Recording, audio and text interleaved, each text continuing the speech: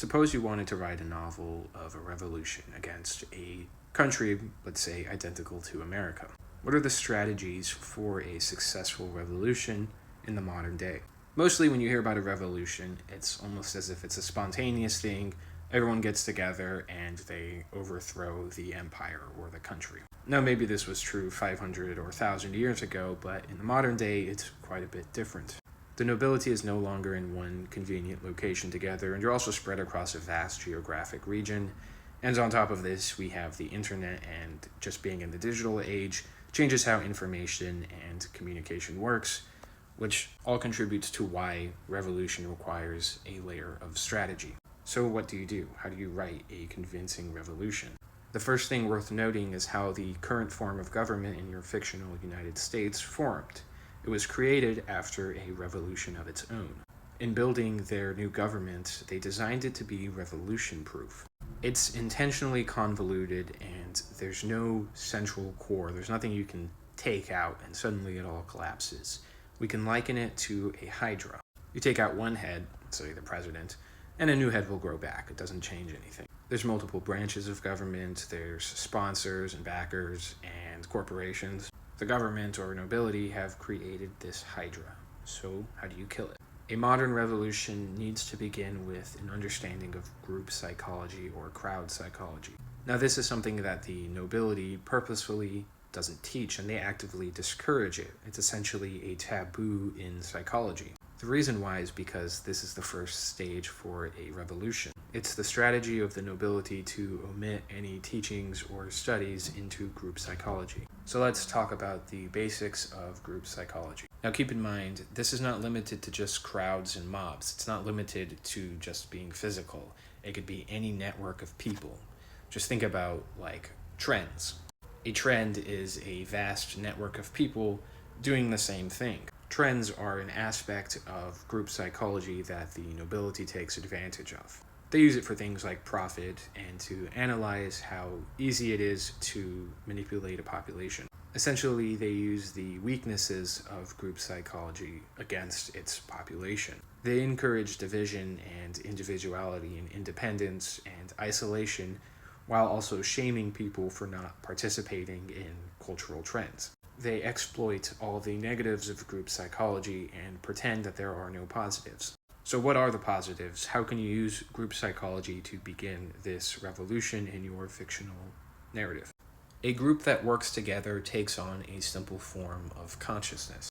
Think of a herd. They have to move as one, and each individual has to react and respond to what its neighbors on the left and right are doing. If this herd of animals is starting to go left, you go left with them. If they're going right, you go right. So movement takes on a very simple form, and so does thought.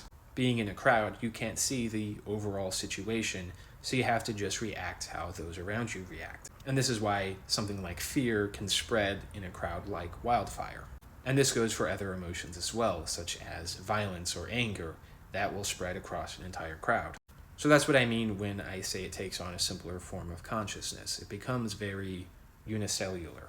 Within that simpler form of consciousness is the whole reason why group psychology exists, why it's an almost evolutionary adaptation. Within that unicellular form is a sense of camaraderie and community that results.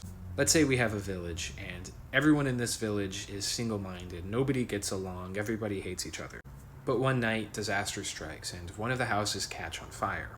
Without even needing to think about it, they put their differences aside, they form a group, and work together to put the fire out. Even if they fail to save the house, the bonding and that sharing of consciousness creates a new sense of camaraderie. They get over all of those petty disagreements and those differences, and there's this newfound sense of community. That is the power of group psychology. When people work together, they bond, and when they bond, they overcome these differences. Whenever there's a common project or goal or cause, it allows a group to form and put their differences aside. And indeed, when you have a sense of camaraderie, those differences become appreciated. Anyone that's ever watched a movie or a TV show knows that when you get that band of heroes together, most of them disagree on fundamental principles and lifestyles. but all of them would do anything for each other. They would give their lives for each other. And they grow to bond beyond all of those differences and understand that you don't have to agree with everyone. Not everyone has to be the same as you. And that's the aspect of group psychology that is purposefully never allowed to come to fruition.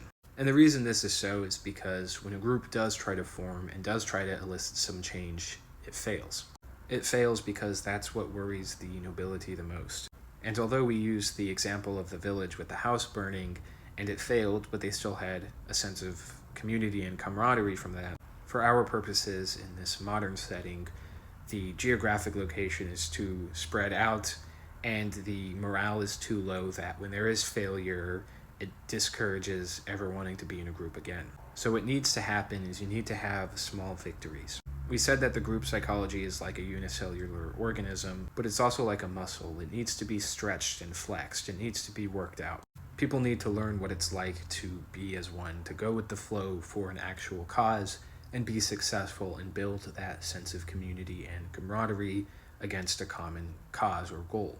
Now, real quick, the benefit of this is that not everyone needs to know this. You don't need to teach this to every single person in your country. You just need enough influential people who understand this strategic depth to group psychology. Because once people join the group and it reaches a critical mass, everyone's going to experience it firsthand. This is what you do to start building that momentum for group psychology, for community and camaraderie. The nobility or aristocrats of your fictional country, the CEOs, the managers, the senators, the congressmen, everyone in the upper classes, these are real people just like everybody else. The nobility from every country in every time period has created this aura that they are better than everyone, that it's their birthright to be superior. But that's not true. They have lives, they have beliefs, they have friends, and they have families. And that's what you target. You target their personal lives. Take the cancel culture, instead of using it to self-destruct a society, target it, weaponize it against these people. Accuse them of terrible allegations. It doesn't matter if it's real or not, just fabricate it. It's bad for their PR, it's bad for their personal lives and their families. Essentially, cyberbully them out of their jobs. Be ravenous about it. Start these trends where millions of people are mass harassing these individuals. Enjoy ruining their lives and the sense of community that's going to follow. The key to all of this is that they are also a group. They are subject to all of the same weaknesses and exploits of group psychology. On the more strategic level, you're also feeling out your opponents. You're seeing how and what they react with. The goal or cause at this stage is just to act as one, to be extensions of each other. If you get too caught up in the long-term end game, it's just going to divide things again. You're going to trip before you even get anywhere. Right now, the people in your novel shouldn't be concerned with what do you do after you defeat the government? After a successful revolution, what kind of systems are we going to put in place? Don't worry about that because it's just going to divide people further. The goal is just to flex the atrophied group muscle. People might ask, what about boycotts? Why doesn't everyone just boycott them? Boycotts are too passive, and they only work if their stockpile is less than yours.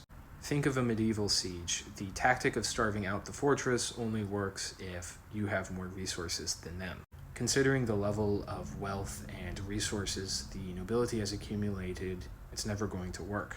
Boycotts are one of the strategies the nobility secretly encourages its people to try to do because it's going to fail every time and discourage that group mentality. You go for their personal lives. The best part is it doesn't require any leadership or planning.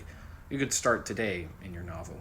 You make these attacks go viral the way that any other trend does. Just go wild with it and be chaotic. Try to find people who aren't in the public light because they have the thinnest skin and the most to hide and the most to lose. So that's the initial stage of strategies for a revolution in the modern day.